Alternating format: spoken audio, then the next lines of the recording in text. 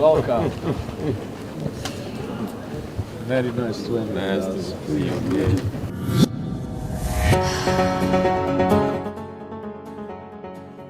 Presiden Joko Widodo telah melakukan pertemuan bilateral dengan Antonio Guterres selaku Sekretaris Jenderal PBB pada sela-sela acara KTT COP28 di Dubai, Persatuan Emirat Arab atau BEA pada Sabtu 2 Desember 2023.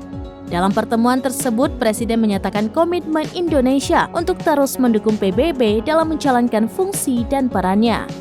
Menurut Presiden, tantangan global saat ini makin berat dan persaingan geopolitik telah menimbulkan kekuatan baru. Selain itu, multilateralisme dan rasa saling percaya juga semakin terkikis. Dalam pertemuan tersebut, Presiden Jokowi dan Antonio Guterres juga membahas terkait aksi iklim.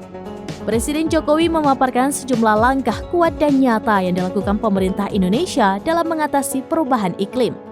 Selain itu, Presiden juga menyampaikan bahwa Indonesia menghargai inisiatif JETP. Meski demikian, Presiden menilai komposisi hibah harus lebih konstruktif dan aksi iklim global tidak bisa maju tanpa kolaborasi semua pihak.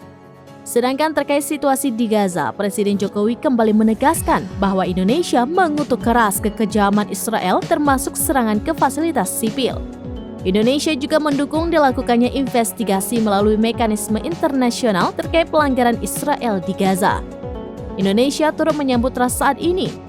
Namun, kekerasan harus permanen dihentikan demi nasib warga sipil sesuai resolusi 2712 DK PBB.